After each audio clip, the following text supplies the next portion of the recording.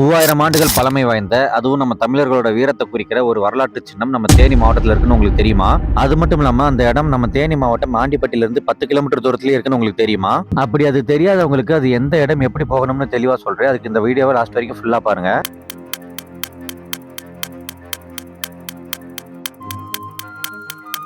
நம்ம தேனியில நீங்க எங்க இருந்தாலும் ஃபர்ஸ்ட் ஆண்டிப்பட்டி போயிட்டு அங்க இருந்து மூணாண்டிப்பட்டின்னு கூகுள்ல சர்ச் பண்ணாலே உங்களுக்கு கரெக்டான லொகேஷன் காட்டும்.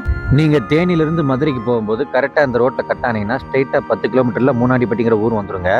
தெற்கு மூணாண்டிப்பட்டி, அடுத்து வடக்கு மூணாண்டிப்பட்டியை தாண்டின உடனே இதோ இந்த ரோட்ல போனீங்கன்னா ஒரு பாறையில தாங்க அந்த வரலாற்று சின்னம் இருக்கும்.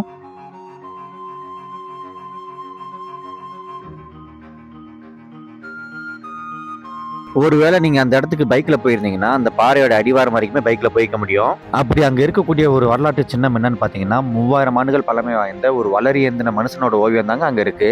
இந்த அடிப்படையில தமிழர்கள் 3000 ஆண்டுகளுக்கு முன்னாடியே தற்காப்புக்காக வளரிய பயன்படுத்திருக்காங்கன்னு தெளிவா தெரியுது. உலக அளவுல இதுவரைக்கும் கிடைச்ச பாறை ஓவியங்கள்ல எந்த ஒரு மனுஷனும் வளரி ஏந்தின மாதிரியான ஓவியம் கிடைக்கவே இல்லைங்க. இந்த வளரியோட சிறப்பு என்னன்னு பாத்தீங்கன்னா 360 டிகிரியில எதிரி எங்க இருந்தாலும் அவரை தாக்கிட்டு மறுபடியும் எய்தவரோட கைக்கு திரும்ப வந்துருங்க. அது மட்டும் இல்லாம பிரிட்டிஷ்காரங்க பார்த்து பயந்த ஒரு ஆயுதம்னா அது இந்த வளரி தாங்க. இந்த வளரி பயன்பாட்டுல நமக்கு தெரிஞ்சு சிறந்து விளங்கியது யாருன்னு பாத்தீங்கன்னா மருது பாண்டியர்கள் தாங்க. அதனாலேயே 1801 வருஷம் ஆயுத தடை சட்டம் மூலமா தமிழர்கள் இந்த வளரியை பயன்படுத்த ஆங்கிலேயர்கள் தடை வச்சிருந்தாங்க. இப்படி ஒரு சிறந்த போர் கருவியோட ஓவியம் தாங்க அந்த பாறையில இருக்கு. அதோட பாத்தீங்கன்னா வாளேந்திய வீரர்கள் மற்றும் கர்ப்பிணி பெண் ஓவியமும் சிவப்பு நிற கோடுகளும் இருக்கு. அப்புறம் இப்படி ஒரு வரலாற்று சின்னம் இருக்கிற இடத்த நீங்களும் கண்டிப்பா போய் பாருங்க. அதுக்கு முன்னாடி இப்படி ஒரு இடம் நம்ம தேனி மாவட்டத்துல இருக்குன்னே தெரியாதவங்க இந்த வீடியோவை லைக் அண்ட் ஷேர் பண்ணிட்டு அப்படியே நம்ம பேஜை மறக்காம ஃபாலோ பண்ணிருங்க.